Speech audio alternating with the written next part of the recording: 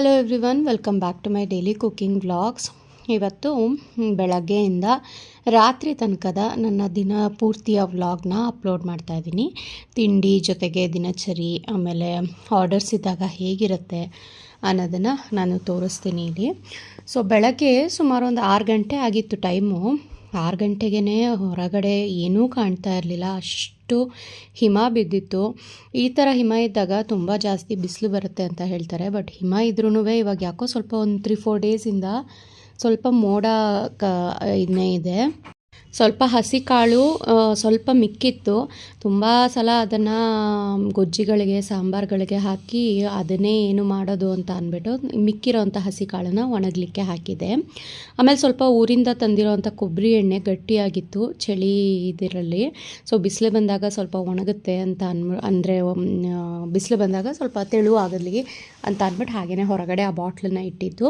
And ತಿಂಡಿಗೆ ಒಂದು ಸ್ವಲ್ಪ ಈರುಳ್ಳಿನ ತೊಗೊಂಡು ಹೋಗ್ತಾ ಇದ್ದೀನಿ ಒಳಗಡೆ. ಈರುಳ್ಳಿ ಸ್ವಲ್ಪ ಇವಾಗ ಕಡಿಮೆ ರೇಟ್ ಆಗಿರೋದ್ರಿಂದ ಒಂದು 6 kg 7 kg ತಂದುಬಿಡ್ತಾರೆ. ಒಳಗಡೆ ಇಟ್ಟರೆ ಅದೊಂಥರ ಮೆತ್ತಗೆ ಆಗಿಬಿಡುತ್ತೆ ಅಂತ ಅಂದ್ಬಿಟ್ಟು ತಂದಿರೋ ಅಷ್ಟೂ ನಾನು ಬಾಲ್ಕನಿನಲ್ಲಿ ಒಣಗಿ ಹಾಕ್ಬಿಡ್ತೀನಿ. ಸೊ ಗಾಳಿನಲ್ಲಿ ಬಿಸಿಲಿನಲ್ಲಿ ಚೆನ್ನಾಗಿ ಒಣಗಿದ್ರೆ ಚೆನ್ನಾಗಿರುತ್ತೆ ಬಿಸಿಲಿಗೆ ಈರುಳ್ಳಿ ಅಂತ. ಆ್ಯಂಡ್ ತಿಂಡಿಗೆ ಇವತ್ತು ದೋಸೆ ಜೊತೆಗೆ ಆಲೂಗೆಡ್ಡೆ ಪಲ್ಯ ಮತ್ತು ಚಟ್ನಿ ಮಾಡ್ತಾಯಿದ್ದೀನಿ. ಹಿತೈಷ್ ಸ್ಕೂಲಿಗೆ ಟೊಮೆಟೊ ಚಟ್ನಿ ಮಾಡಲಾ ಅಂತ ಕೇಳಿದೆ. ಬೇಡ, ಆಲೂಗೆಡ್ಡೆ ಪಲ್ಯ ಮತ್ತು ಚಟ್ನಿ ಅಂತ ಅಂದ. ಸೊ ಹಾಗಾಗಿ ಆಲೂಗೆಡ್ಡೆ ಪಲ್ಯ ಮತ್ತು ಅದ್ರ ಜೊತೆಗೆ ಚಟ್ನಿ ಮಾಡ್ತಾಯಿದ್ದೀನಿ. ಇನ್ನು ಬೆಳಗ್ಗೆ ಸ್ವಲ್ಪ ಹಾಲನ್ನು ಹಾಕೋದೆಲ್ಲ ಇರುತ್ತಲ್ವ, ಸೊ ಅದನ್ನು ಹಾಲು ಕಾಯಿಸಿ ಎತ್ತಿಟ್ಟೆ. ಅವನನ್ನು ಸ್ಕೂಲಿಗೆ ಕಳಿಸೋ ಅಷ್ಟರಲ್ಲಿ ಅದನ್ನು ಸಹ ತಣ್ಣಗಾಗಿರುತ್ತೆ, ಕರೆಕ್ಟಾಗಿ ಹಾಕ್ಬೋದು. ಇನ್ನು ಆಲೂಗೆಡ್ಡೆಗೆ ಬೆಳಗ್ಗೆ ಎದ್ದ ತಕ್ಷಣವೇ ನಾನು ವಿಸಿಲ್ ಕೊಟ್ಟು ಬೇಯಿಸ್ಕೊಂಡಿದ್ದೀನಿ. ಒಂದು 5ರಿಂದ 6 ಆಲೂಗೆಡ್ಡೆ, ಅದನ್ನು ತುರಿದು ಇಟ್ಕೊತಾ ಇದ್ದೀನಿ ಸಿಪ್ಪೆ ಎಲ್ಲ ತೆಗೆದಿದ್ದಾದ ನಂತರ. ಈ ಕಡೆ ದೋಸೆ ಹಿಟ್ಟು ಹಿಂದಿನ ದಿನವೇ ಫರ್ಮೆಂಟ್ ಆಗಲಿಕ್ಕೆ ಬಿಟ್ಟಿದ್ದೆ.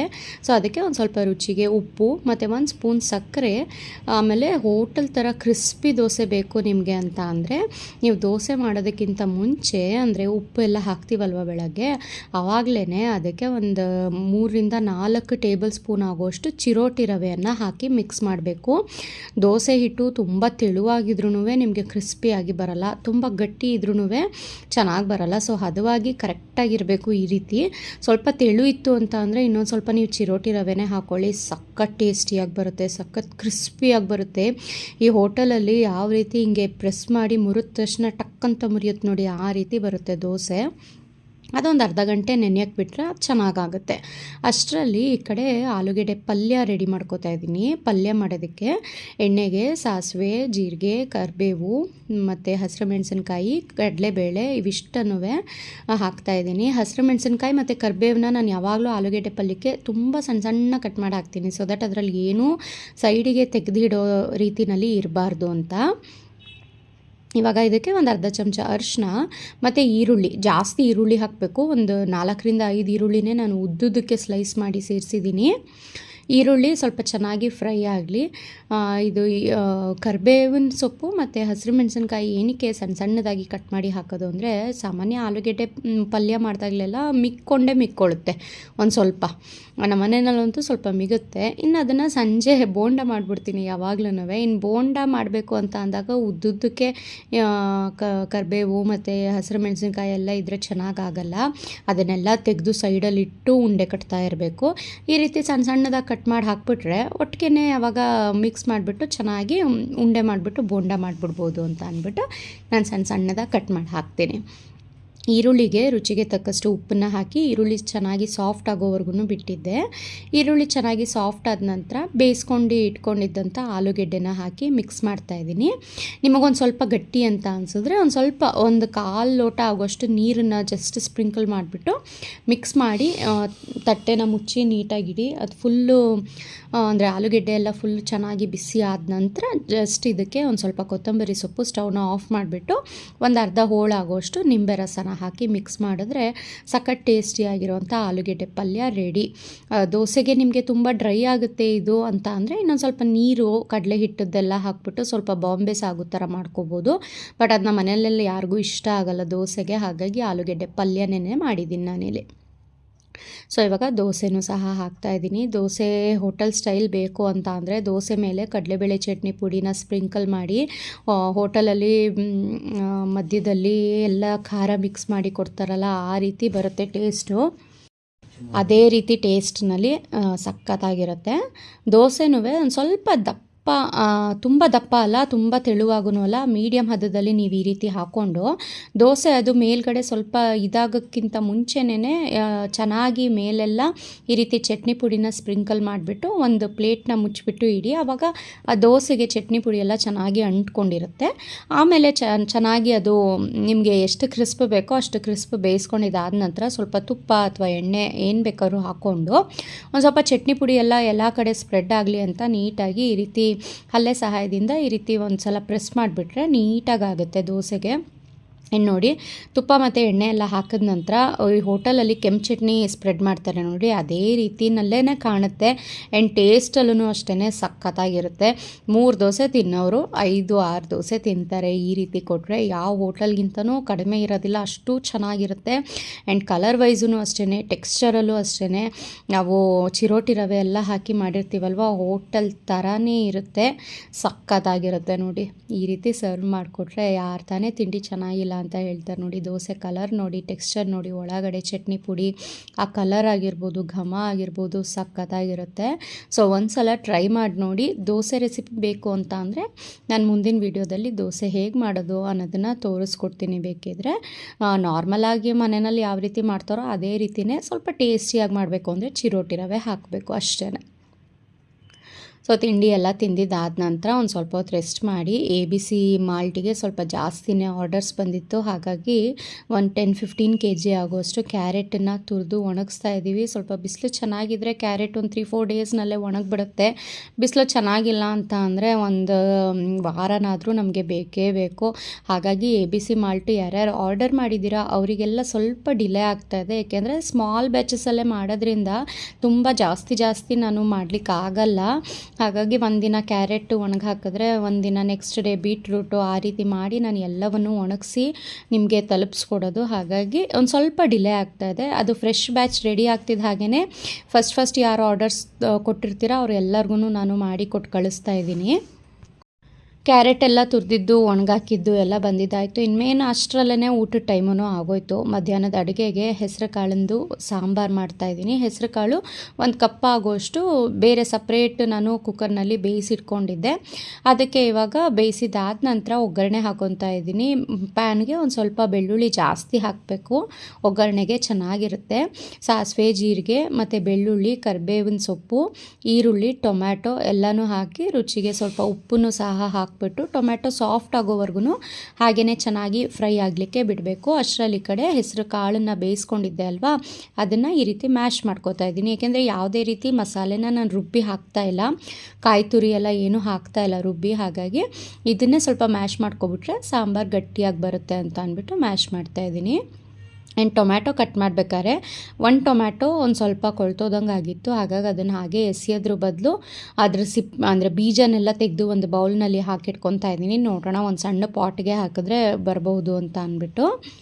ಇವಾಗ ಈ ಕಡೆ ಟೊಮ್ಯಾಟೊ ಎಲ್ಲ ಚೆನ್ನಾಗಿ ಸಾಫ್ಟ್ ಆದ ನಂತರ ಇದಕ್ಕೆ ಖಾರಕ್ಕೆ 1.5 ಟೇಬಲ್ ಸ್ಪೂನ್ ಆಗೋಷ್ಟು ಸಾಂಬಾರು ಪುಡಿನ ಸೇರಿಸ್ಬಿಟ್ಟು ಸ್ವಲ್ಪ ಮ್ಯಾಶ್ ಮಾಡಿಟ್ಕೊಂಡಿದ್ದಂಥ ಹೆಸರು ಕಾಳನ್ನು ಹಾಕ್ತಾಯಿದ್ದೀನಿ. ತೀರಾ ನಿಮಗೆ ಹೆಸರು ಕಾಳು ಮ್ಯಾಶ್ ಮಾಡೋಕ್ಕಾಗ್ತಾ ಇಲ್ಲ ಅಂತ ಅಂದರೆ ಅರ್ಧ ಹೆಸರು ಕಾಳನ್ನು ಹಾಕ್ಕೊಳ್ಳಿ, ಇನ್ನರ್ಧ ಹೆಸರು ಕಾಳನ್ನು ಮಿಕ್ಸರ್ಗೆ ಹಾಕಿಬಿಟ್ಟು ಅದನ್ನು ಪೇಸ್ಟ್ ಮಾಡಿ ಹಾಕಿದ್ರೂ ಒಳ್ಳೆ ಥಿಕ್ನೆಸ್ ಬರುತ್ತೆ ಸಾಂಬಾರಿಗೆ. ಯಾವುದೇ ರೀತಿ ಕಾಯೆಲ್ಲೋ ರುಬ್ಬಿ ಹಾಕಿ ಮಾಡೋವಂಥ ಅವಶ್ಯಕತೆಯೇ ಇರೋದಿಲ್ಲ. ಆವಾಗ ಸಖತ್ ಟೇಸ್ಟಿಯಾಗಿರುತ್ತೆ. ಆ್ಯಂಡ್ ತುಂಬ ಪ್ರೋಟೀನ್ ರಿಚ್ ಇದು ಹೆಸರು ಕಾಳಂದು ಸಾಂಬಾರು. ಅನ್ನಕ್ಕೆ, ಮುದ್ದೆಗೆ ಎಲ್ಲ ಸಖತ್ತಾಗಿರುತ್ತೆ. ನಿಮಗೆ ಫಸ್ಟಿಗೆ ಸ್ವಲ್ಪ ತೆಳು ಅಂತ ಅನ್ನಿಸ್ಬೋದು, ಆದರೆ ಇದು ಚೆನ್ನಾಗಿ ಕುದ್ದಿ ಒಂದು ಮಧ್ಯಾಹ್ನ ಮಾಡಿದ್ದು ನೀವು ರಾತ್ರಿ ತಿನ್ನೋ ಅಷ್ಟರಲ್ಲೇ ಸ್ವಲ್ಪ ಗಟ್ಟಿಯಾಗಿರುತ್ತೆ. ಸೊ ಚೆನ್ನಾಗಿ ಕುದ್ದಿದ್ದಾದ ನಂತರ ಎಲ್ಲ ನಾನು ಇದಕ್ಕೆ ಒಂದು ಸ್ವಲ್ಪ ನೀರೆಲ್ಲ ಅಡ್ಜಸ್ಟ್ ಮಾಡಿಬಿಟ್ಟು ಒಂದು ಸ್ವಲ್ಪ ಕಾಯಿ ತುರಿ ಹಾಕಿ ಚೆನ್ನಾಗಿ ಕುದಿಸಿದ್ದೀನಿ. ಸೊ ಚೆನ್ನಾಗಿ ಕುದೀತಾ ಇದೆ, ಸಾಂಬಾರು ಸಹ ರೆಡಿ ಆಯಿತು. ಫೈನಲಿ ಇದಕ್ಕೊಂದು ಸ್ವಲ್ಪ ಕೊತ್ತಂಬರಿ ಸೊಪ್ಪು ಹಾಕ್ಬಿಟ್ರೆ ಸಾಂಬಾರು ಮಧ್ಯಾಹ್ನಕ್ಕೆ ರೆಡಿನೇ ಆಗೋಗುತ್ತೆ. ಇನ್ನೇನು ಊಟ ಮಾಡೋದು ಸ್ವಲ್ಪ ಲೇಟೇ, ಅಂದರೆ 1:30ಗೆಲ್ಲ ಅಡುಗೆ ರೆಡಿ ಆಗಿಬಿಟ್ಟಿರುತ್ತೆ. ಊಟ ಮಾಡೋದು 2:30-3 ಗಂಟೆ ಟೈಮ್ನಲ್ಲಿ. ಅಷ್ಟರಲ್ಲಿ ಟೊಮ್ಯಾಟೊ ಬೀಜನೆಲ್ಲ ತೆಗೆದು ಬೌಲಿಗೆ ಹಾಕಿದ್ನಲ್ಲ, ಅದನ್ನು ಒಂದು ಪಾಟಿಗೆ ಹಾಕ್ಬಿಡೋಣ ಅಂತ ಅಂದ್ಬಿಟ್ಟು ಬಂದೆ. ಖಾಲಿ ಪಾಟ್ ಅಂತೂ ಸುಮಾರು ಒಂದು ಸ್ವಲ್ಪ ಇದ್ದೇ ಇರುತ್ತೆ, ಮಣ್ಣೆಲ್ಲ ಸಪ್ರೇಟ್ ಮಾಡಿ ಇಟ್ಟಿರೋ ಅಂಥದ್ದು. ಆ್ಯಂಡ್ ಒಂದು ಸ್ವಲ್ಪ ಗಿಡಗಳೆಲ್ಲ ಒಣಗೋಗ್ತಾ ಇರುತ್ತಲ್ವ, ಅದನ್ನೆಲ್ಲ ತೆಗೆದುಬಿಟ್ಟು ಇಟ್ಟಿರ್ತೀನಿ. ಖಾಲಿ ಮಣ್ಣು ಮಾಡಿಬಿಟ್ಟು ಅದನ್ನು ಒಂದು ಪಾಟ್ನ ತೆಗೆದುಬಿಟ್ಟು ಮಣ್ಣನ್ನೆಲ್ಲ ಸ್ವಲ್ಪ ಲೂಸ್ ಮಾಡಿಬಿಟ್ಟು ಆ ಪಾಟಿಗೆ ಈ ಬೀಜನ ಹಾಕಿ ಇಟ್ಟಿದ್ದೀನಿ. ನೋಡೋಣ ಬರುತ್ತೋ ಇಲ್ವೋ ಅನ್ನೋದು ಗ್ಯಾರಂಟಿ ನನಗೇನೇ ಇಲ್ಲ. ಮನೆಯಲ್ಲಿ ಒಂದು ಸ್ವಲ್ಪ ಪಾಲಕ್ ಸೊಪ್ಪು ಹಾಗೆಯೇ ಸಬ್ಸಿಗೆ ಸೊಪ್ಪಂದೆಲ್ಲ ಬೀಜ ಇತ್ತು, ಅದನ್ನು ಒಂದು ಸ್ವಲ್ಪ ಒಂದು ಕಾರ್ನರಿಗೆ ಮಾತ್ರ ಹಾಕಿದ್ದೀನಿ ನಾನು. ಇನ್ನೊಂದು ಕಾರ್ನರ್ಗೆ ಈ ಕಡೆ ಇನ್ನೊಂದು ಸೊಪ್ಪಿನ ಬೀಜ ಹಾಕಿದ್ದೀನಿ, ಅದಿನ್ನೂ ಬಂದಿಲ್ಲ. ಆ್ಯಂಡ್ ಈ ಕಡೆ ಸ್ವಲ್ಪ ಪುದೀನ ಹಾಕಿದ್ದೀನಿ. ಈ ಕಡೆ ಅದನ್ನು ಸ್ವಲ್ಪ ಒಂದು ಕಡ್ಡಿ ಚಿಗುರಿದ್ರೂ ಸಾಕು ನನಗೆ ಪುದೀನ. ಯಾಕೋ ಲಾಸ್ಟ್ ಟೈಮ್ ಸ್ವಲ್ಪ ಬಿಸಿಲು ಜಾಸ್ತಿ ಆದಾಗ ಒಣಗೋಯ್ತು ಅದು, ಹಾಗಾಗಿ ಮತ್ತೆ ಎಲ್ಲವನ್ನೂ ಸಹ ಕ್ಲೀನ್ ಮಾಡಿಬಿಟ್ಟು ಪುದೀನ ಹಾಕಿದ್ದೀನಿ.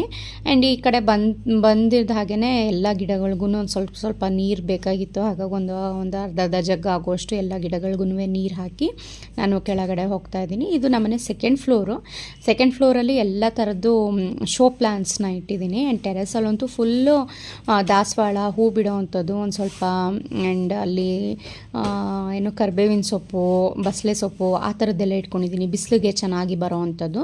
ಆ್ಯಂಡ್ ಇಲ್ಲಿ ನಮಗೆ ಕಂಪ್ಲೀಟ್ಲಿ ನೆರಳಿರುತ್ತೆ, ಹಾಗಾಗಿ ಸ್ವಲ್ಪ ಶೋ ಪ್ಲಾಂಟ್ಸ್ಗಳನ್ನ ಇಟ್ಟಿದ್ದೀನಿ. ಸಂಜೆ ಟೈಮಿಗೆ ನಾನು ಹೇಳಿದ್ದೆ ಅಲ್ವಾ, ನಮ್ಮ ಮನೆಯಲ್ಲಿ ಆಲೂಗೆಡ್ಡೆ ಪಲ್ಯ ಯಾವಾಗ್ಲೂ ಮಿಗುತ್ತೆ ಅಂತ ಅಂದ್ಬಿಟ್ಟು. ಸೊ ಇಷ್ಟು ಆಲೂಗೆಡ್ಡೆ ಪಲ್ಯ ಮಿಕ್ಕಿತ್ತು. ಸೊ ಅದರಲ್ಲಿ ಸಂಜೆ ಈವ್ನಿಂಗ್ ಸ್ನ್ಯಾಕ್ಸಿಗೆ ಒಂದು ಸ್ವಲ್ಪ ಬೋಂಡ ಮಾಡ್ತಾಯಿದ್ದೀನಿ. ಒಂದು 10-15 ಬೋಂಡ ಆಗುತ್ತೆ, ಸಾಕಾಗುತ್ತೆ. ಸಂಜೆ ಅದನ್ನೇ ತಿನ್ಬಿಟ್ರೆ ಇನ್ನು ರಾತ್ರಿ ಊಟ ಸ್ವಲ್ಪ ಕಡಿಮೆನೇ. ಸೊ ನೋಡಿ, ಈ ರೀತಿ ಸಣ್ಣದಾಗಿ ಕರಿಬೇವು ಮತ್ತು ಹಸಿರು ಮೆಣಸಿನ್ಕಾಯಿನ ಸಣ್ಣದಾಗಿ ಕಟ್ ಮಾಡಿ ಹಾಕ್ಬಿಟ್ರೆ ನೀಟಾಗಿ ಈ ರೀತಿ ಉಂಡೆ ಕಟ್ಬಿಡ್ಬೋದು. ಇಲ್ಲಾಂದರೆ ಉಂಡೆ ಕಟ್ಟಬೇಕಾದ್ರೆ ಕರಿಬೇವನ್ನು ತೆಗಿಬೇಕು, ಹಸಿರು ಮೆಣಸಿನ್ಕಾಯಿನೆಲ್ಲ ತೆಗೆದು ಸೈಡಿಗೆ ಇಡಬೇಕು, ಆ ಕಷ್ಟ ಇರೋದಿಲ್ಲ. ಹಾಗಾಗಿ ಮಿಗದೇ ಇರಲಿ, ಆಲೂಗೆಡ್ಡೆ ಪಲ್ಯ ಮಾಡಿದಾಗ ನಾನು ಸಣ್ಣದಾಗಿ ಕಟ್ ಮಾಡಿ ಹಾಕ್ಬಿಡ್ತೀನಿ. ಮಿಕ್ಕಿದ್ರೆ ಬೋಂಡ ಮಾಡೋಣ, ಇಲ್ಲಾಂದರೆ ಹಾಗೆ ತಿನ್ಕೊಳ್ಳೋಣ ಅಂತ ಅಂದ್ಬಿಟ್ಟು. ಕರಿಬೇವು ತಿಂದಂಗೆ ಆಗುತ್ತೆ. ಈ ಕಡೆ ಏನು ಮೆಣಸಿನ್ಕಾಯಿನೂ ಒಂದು ಸ್ವಲ್ಪ ಹಾಕಿರ್ತೀವಲ್ವ, ತೀರಾ ಏನು ಖಾರ ಅಂತ ಅನಿಸೋದಿಲ್ಲ. ಸೊ ಅಷ್ಟರಲ್ಲಿ ಕೊರಿಯರ್ ಅವರು ಸಹ ಬಂದರು. ಆ್ಯಂಡ್ ಘೀಗೆ ತುಂಬ ಆರ್ಡರ್ಸ್ ಬಂದಿತ್ತಲ್ಲ, ಸೆಕೆಂಡ್ ಬ್ಯಾಚಲ್ಲಿ ಘೀನ ರೆಡಿ ಮಾಡಿ ಕಳಿಸ್ತಾ ಇದ್ದೀನಿ ನಾನು ಎಲ್ಲರಿಗೂ. ಸೊ ಇವಾಗ ಘೀ ಸ್ವಲ್ಪ ಕೇಳಿದವ್ರಿಗೆಲ್ಲ ಔಟ್ ಆಫ್ ಸ್ಟಾಕ್ ಅಂತಲೇ ಹೇಳ್ತಾ ಇದ್ದೀನಿ. ಏಕೆಂದರೆ ನೆಕ್ಸ್ಟ್ ವೀಕೇ ನನಗೆ ಘೀ ಸಿಗೋ ಅಂಥದ್ದು, ಅಂದರೆ ಬೆಣ್ಣೆ ಸಿಗೋದು. ಬೆಣ್ಣೆ ಮಾಡಲಿಕ್ಕೂ ಸ್ವಲ್ಪ ಟೈಮ್ ಬೇಕು ಅಲ್ವಾ. ಅವರೂ 3 ಸೇರು 4 ಸೇರು ಬೆಣ್ಣೆ ಮಾಡೋದಕ್ಕೆ ಒಂದು ವಾರನಾದರೂ ಬೇಕು. ಆ್ಯಂಡ್ 3 ಸೇರು 10 ಸೇರು ಅಷ್ಟರಲ್ಲಿ ನನಗೆ ಎಷ್ಟು ಜನಕ್ಕೆ ಆಗುತ್ತೆ ಅಷ್ಟು ಜನಕ್ಕೆ ಮಾತ್ರ ನಾನು ಆರ್ಡರ್ಸ್ನ ತೊಗೊಂಡು ನಿಮಗೆ ಕಳಿಸ್ಕೊಡ್ತೀನಿ. ಆ್ಯಂಡ್ ಇದು ಇನ್ನು ಮಿಕ್ಕಿದಂಥ ಮಾಲ್ಟ್ ಪೌಡರ್ಸು, ದೋಸಾ ಪ್ರಿಮಿಕ್ಸಸ್ಸು, ಚಟ್ನಿ ಪುಡಿ, ಅದಕ್ಕೆ ಆರ್ಡರ್ಸ್ ಬಂದಿರೋ ಅಂಥದ್ದು. ಘೀ ಮತ್ತು ಜಾಸ್ತಿ ಬಲ್ಕ್ ಆರ್ಡರ್ಸ್ ಇತ್ತು ಅಂದರೆ ನಾನು ಬಾಕ್ಸ್ನಲ್ಲಿ ಕೊಟ್ಟು ಕಳಿಸ್ತೀನಿ ನಿಮಗೆ. ಸೊ ಇದೆಲ್ಲವನ್ನು ಸಹ ಪ್ಯಾಕ್ ಮಾಡಿ ಇಟ್ಟಿದ್ದೀನಿ ಒಂದು 7 o'clock ಅಷ್ಟರಲ್ಲಿ ಅದನ್ನೆಲ್ಲ ಪ್ಯಾಕ್ ಮಾಡಿ ಇಟ್ಬಿಟ್ರೆ ಅವ್ರು ಬಂದು ಪ್ಯಾಕ್ ಮಾಡ್ಕೊಂಡು ಈಸಿಯಾಗಿ ಹೋಗ್ತಾರೆ. ಇಲ್ಲ ಆಮೇಲೆ ಅಂತ ಅಂದರೆ ನನಗೂ ಸ್ವಲ್ಪ ಡಿಲೇ ಆಗಿಬಿಡುತ್ತೆ. ಆ್ಯಂಡ್ ಪಾರ್ಸಲ್ಸ್ ಹಾಗೇ ಉಳ್ಕೋತು ಅಂತ ಅಂದರೆ ಪೆಂಡಿಂಗ್ ನೆಕ್ಸ್ಟ್ ಡೇಗೆ ಉಳ್ಕೊತ ನೆಕ್ಸ್ಟ್ ಡೇಗೆ ಸ್ವಲ್ಪ ಕೆಲಸ ಜಾಸ್ತಿ ಆಗುತ್ತೆ. ಹಾಗಾಗಿ ಎಷ್ಟಾಗುತ್ತೋ ಅಷ್ಟು ಅವತ್ತೇ ಪ್ಯಾಕ್ ಮಾಡಿ ಮುಗಿಸ್ಬಿಡ್ತೀನಿ ನಾನು. ಇಲ್ಲಿ ಈ ಕಡೆ ಬಜ್ಜಿ ಹಿಟ್ಟಿಗೆ ಕಡಲೆ ಹಿಟ್ಟು, ಅಕ್ಕಿ ಹಿಟ್ಟು, ಸ್ವಲ್ಪ ಸೋಡಾ, ಖಾರದ ಪುಡಿ, ಉಪ್ಪು ಎಲ್ಲನೂ ಹಾಕಿ ನೀಟಾಗಿ ಮಿಕ್ಸ್ ಮಾಡಿಟ್ಕೊಂಡಿದ್ದೀನಿ. ಸ್ವಲ್ಪ ಗಟ್ಟಿಯಾಗೇ ಇರಬೇಕು, ತುಂಬ ತೆಳು ಇರಬಾರ್ದು. ಯಾಕೆಂದರೆ ತುಂಬ ತೆಳು ಇತ್ತು ಅಂತ ಅಂದರೆ ಹೇಗೇನು ನಾವು ಬೋಂಡಾನ ಎಣ್ಣೆಗೆ ಬಿಡಬೇಕಾದ್ರೆ ತುಂಬ ಎಣ್ಣೆ ಎಲ್ಲ ಸ್ವಲ್ಪ ಬೋಂಡದ ಥರ ಸ್ಪ್ರೆಡ್ ಆಗ್ತಾ ಹೋಗ್ಬಿಡುತ್ತೆ. ಹಾಗಾಗಿ ಸ್ವಲ್ಪ ಗಟ್ಟಿನೇ ಇದ್ದರೆ ನೀಟಾಗಿ ಕೋಟ್ ಆಗುತ್ತೆ ಆಲೂಗೆಡ್ಡೆ ಬೋಂಡದ ಮೇಲೆಲ್ಲನೂ. ಒಂದೊಂದೇ ಉಂಡೆಗಳನ್ನ ತೊಗೊಂಡು ಬಾಣಲಿಗೆ ಎಷ್ಟಾಗುತ್ತೆ ಅಷ್ಟು ಉಂಡೆಗಳನ್ನ ಹಾಕ್ಕೊಂಡು ಎರಡೂ ಕಡೆ ಗೋಲ್ಡನ್ ಕ್ರಿಸ್ಪ್ ಬರೋ ತನಕ ಚೆನ್ನಾಗಿ ಹೈ ಫ್ಲೇಮ್ನಲ್ಲೇ ಬೇಯಿಸಬೇಕು. ತುಂಬ ಲೋ ಫ್ಲೇಮ್ ಮಾಡಿದ್ರೆ ಕೆಲವೊಂದು ಸಲ ಆಲೂಗೆಡ್ಡೆ ಬೋಂಡ ಎಲ್ಲ ಎಣ್ಣೆ ಹೀರ್ದಂಗೆ ಆಗುತ್ತೆ. ಹಾಗಾಗಿ ಹೈ ಫ್ಲೇಮ್ನಲ್ಲೇ ಚೆನ್ನಾಗಿ ಎಲ್ಲ ಕಡೆ ಪೂರ್ತಿ ಕ್ರಿಸ್ಪ್ ಆಗೋವರೆಗೂ ಚೆನ್ನಾಗಿ ಬೇಯಿಸ್ಕೊಂಡ್ರೆ ಸಖತ್ ಟೇಸ್ಟಿಯಾಗಿರೋವಂಥ ಆಲೂಗೆಡ್ಡೆ ಬೋಂಡ ರೆಡಿ. ಈ ಬೋಂಡ ರೆಡಿ ಮಾಡೋ ಅಂಥ ಟೈಮ್ನಲ್ಲೇ ಪ್ರದೀಪ್ ಸಹ ಆಫೀಸಿಂದ ಬಂದಿದ್ದರು. ಆಫೀಸಿಂದ ಬರ್ತಿದ್ದ ಹಾಗೆಯೇ ಈ ರೀತಿ ಬಿಸಿ ಬಿಸಿ ಬೋಂಡ ಜೊತೆಗೆ ಒಂದು ಸ್ವಲ್ಪ ಹಾಲು ಅದನ್ನೆಲ್ಲ ಕೊಟ್ಟರೆ ತುಂಬಾ ಚೆನ್ನಾಗಿರುತ್ತಲ್ವ. ಸೊ ಬಿಸಿ ಬಿಸಿ ಬೋಂಡಗಳು ನಮ್ಮ ಮನೇಲಿ ಮಾಡ್ತಿದ್ದ ಹಾಗೆಯೇ ಖಾಲಿ ಆಯಿತು. ಒಂದು 15 ಬೋಂಡ ಆಗಿತ್ತು ಅಷ್ಟೇ. 15 ಬೋಂಡ ಆದ ನಂತರ ಕಡಲೆ ಹಿಟ್ಟು ಸ್ವಲ್ಪ ಜಾಸ್ತಿನೇ ಕಲಿಸ್ಬಿಟ್ಟಿದ್ದೆ ನಾನು. ಯೂಶ್ವಲಿ ಏನಾಗುತ್ತೆ, ಕಡಲೆ ಹಿಟ್ಟು ಕಲಸಿದ್ರೆ ಅದಕ್ಕೆ ಈರುಳ್ಳಿ ಅದನ್ನೆಲ್ಲ ಕಟ್ ಮಾಡಿಬಿಟ್ಟು ಮತ್ತೆ ಏನು ಪಕೋಡನೋ ಅದನ್ನು ಮಾಡಿಬಿಡ್ಬೋದಾಗಿತ್ತು. ಮನೇಲಿ ಜನ ಜಾಸ್ತಿ ಇದ್ದರೆ ಅದು ಖಾಲಿ ಆಗುತ್ತೆ. ಬಟ್ ನಾನೇನು ಅಂದ್ಕೊಂಡೆ, ಈ ಸಲ ಅದನ್ನೆಲ್ಲ ಏನೂ ಬೇಡ, ಯಾಕೆಂದರೆ ಆಲೂಗೆಡ್ಡೆ ಬೋಂಡನೇ ತಿಂದು ಸಾಕಾಗಿದೆ. ಮಿಕ್ಕಿರೋ ಅಂಥ ಕಡಲೆ ಹಿಟ್ಟಿನಲ್ಲಿ ಬೂಂದಿ ಮಾಡಿಟ್ಬಿಡೋಣ ಅಂತ ಅಂದ್ಬಿಟ್ಟು ಮಿಕ್ಕಿರೋ ಅಂಥ ಕಡಲೆ ಹಿಟ್ಟಿನಲ್ಲಿ ನೋಡಿ ಬೂಂದಿ ಕರಿತಾ ಇದ್ದೀನಿ. ಬೂಂದಿ ಮಾಡಿಟ್ಬಿಟ್ರೆ ಒಂದು ಬಾಕ್ಸಿಗೆ ಒಂದು ವಾರ 15 ದಿನ ಆದರೂ ಏನೂ ಆಗೋಲ್ಲ, ಚೆನ್ನಾಗಿರುತ್ತೆ, ಕ್ರಿಸ್ಪಾಗಿರುತ್ತೆ. ಇಲ್ಲ ಸಂಜೆ ಹೊತ್ತು ಏನೂ ಮಾಡೋಕ್ಕಾಗಲಿಲ್ಲ ಅಂತ ಅಂದಾಗ ಕಡಲೆಪುರಿ ಜೊತೆಗೆ ಬೂಂದಿ ಹಾಕ್ಕೊಂಡ್ರೂ ಚೆನ್ನಾಗಿರುತ್ತೆ. ಬಿಸಿಬೇಳೆ ಭಾತ್ಗಳಿಗೆ ಚೆನ್ನಾಗಿರುತ್ತೆ. ಅನ್ನ ಸಾಂಬಾರಿಗೆ ಮಧ್ಯಾಹ್ನದ ಹೊತ್ತು ಹಪ್ಪಳ ಅದೆಲ್ಲ ಏನೂ ಇಲ್ಲ ಅಂತ ಅಂದಾಗೂ ಒಂದು ಸ್ವಲ್ಪ ಸೈಡಿಗೆ ಹಾಕ್ಕೊಂಡು ತಿನ್ನೋದಕ್ಕೆ ಚೆನ್ನಾಗಿರುತ್ತೆ ಅಂತ ಅಂದ್ಬಿಟ್ಟು ನಾನು ಈ ರೀತಿ ಮಿಕ್ಕಿದ ಹಿಟ್ಟಿನಲ್ಲಿ ಬೂಂದಿ ಮಾಡ್ತಾಯಿದ್ದೀನಿ. ಬೂಂದಿ ಎಲ್ಲ ತುಂಬಾ ಚೆನ್ನಾಗಾಗಿತ್ತು ಮಾತ್ರ, ಯಾವುದೂ ಸಾಫ್ಟಾಗಿ ಆ ಥರ ಆಗಿರಲಿಲ್ಲ. ನೋಡಿ, ಸುಮಾರು ಒಂದು ಅರ್ಧ kg ಆಗೋಷ್ಟೇ ಖಾರ ಬೂಂದಿ ಆಯಿತು ಇದರಲ್ಲಿ. ಇದಕ್ಕೊಂದು ಸ್ವಲ್ಪ ಮೇಲ್ಗಡೆ ಖಾರದ ಪುಡಿ ಉಪ್ಪನ್ನ ಹಾಕಿ ನೀಟಾಗಿ ಸ್ಪ್ರಿಂಕಲ್ ಮಾಡಿ ಇಟ್ಬಿಡ್ತಾ ಇದ್ದೀನಿ. ಬೂಂದಿನೂ ರೆಡಿ ಆಗೋಯ್ತು. ಸೊ ಮಿಕ್ಕಿದ್ರೆ ನಿಮ್ಮ ಮನೆಯಲ್ಲೂ ಬೋಂಡ ಆ ರೀತಿ ಎಲ್ಲ ಮಾಡಿದಾಗ ಕಡಲೆ ಹಿಟ್ಟೇನಾದರೂ ಮಿಕ್ಕಿದ್ರೆ ಮತ್ತೆ ಆಲೂಗೆಡ್ಡೆನೋ ಅದನ್ನೆಲ್ಲ ಕಟ್ ಮಾಡಿ ಬೋಂಡ ಮಾಡಲಿಕ್ಕೆ ಹೋಗಬೇಡಿ. ಈ ರೀತಿ ಬೂಂದಿ ಮಾಡಿಬಿಟ್ಟು ಸ್ಟೋರ್ ಮಾಡಿ ಇಟ್ಕೊಳ್ಳಿ. ನೋಡಿ ಏನು ಸಖತ್ತಾಗಿದೆ ಅಂತ, ಬೂಂದಿಗಳಂತೂ ಸಖತ್ ಕ್ರಿಸ್ಪಿಯಾಗಿ ಬಂದಿತ್ತು. ಸೊ ಇದಾಗಿತ್ತು ಬೆಳಗ್ಗೆಯಿಂದ ಸಂಜೆ ತನಕದ ವ್ಲಾಗು. ಆಲೂಗೆಡ್ಡೆ ಬೋಂಡ ನೋಡಿ, ಮೇಲ್ಗಡೆ ಕ್ರಿಸ್ಪಿ ಆಗಿರುತ್ತೆ, ಒಳಗಡೆ ಬಿಸಿ ಬಿಸಿ ಆಲೂಗೆಡ್ಡೆ ಪಲ್ಯ. ಟೇಸ್ಟ್ ಅಂತೂ ಸಖತ್ತಾಗಿರುತ್ತೆ. ಯೂಶ್ವಲಿ ಈ ರೀತಿ ಮಾಡಿ ಪಲ್ಯ ಮಾಡಿದಾಗ ಸ್ವಲ್ಪ ಜಾಸ್ತಿನೇ ಮಾಡಿಬಿಟ್ರೆ ಸಂಜೆ ಹೊತ್ತಿಗೆ ಸಖತ್ತಾಗುತ್ತೆ ಬೋಂಡ ಥರ. ಇಲ್ಲ ಅಂತ ಅಂದರೆ ನೀವು ಆಲೂಗೆಡ್ಡೆ ಬೋಂಡ ಮಾಡಬೇಕು ಅಂದಾಗ ಸಪ್ರೇಟ್ ಪಲ್ಯ ಮಾಡಿಕೊಂಡು ರೆಡಿ ಮಾಡ್ಕೋಬೇಕಾಗತ್ತೆ. ಆವತ್ತಿನ ದಿನ ಕ್ಯಾರೆಟ್ ತುರ್ದಿ ಒಣಗಿ ಹಾಕಿದ್ವಿ ಅಲ್ವಾ, ಅದರ ನೆಕ್ಸ್ಟ್ ಡೇ ಬೀಟ್ರೂಟ್ ರೆಡಿ ಮಾಡ್ಕೊತಾ ಇದ್ವಿ. ಸೊ ಬೀಟ್ರೂಟು ಸುಮಾರು ಒಂದು 15 kg ಆಗುವಷ್ಟು ಫುಲ್ಲು ಸ್ಲೈಸ್ ಮಾಡಿ ಹಾಕಿದ್ದು, ಕೈಯೆಲ್ಲ ಕಲರ್ ನೋಡ್ತಾ ಇರ್ಬೋದು ನೀವು. ಆ್ಯಂಡ್ ಬಿಸಿಲಿಗೆ ಹಾಕಿದ್ದೀನಿ. ಇದೊಂದು 3-4 ಡೇಸ್ ಬೇಕಾಗುತ್ತೆ ಒಣಗೋದು. ಸೊ ಇದಾಗಿತ್ತು ನನ್ನ ದಿನಚರಿ. Thank you.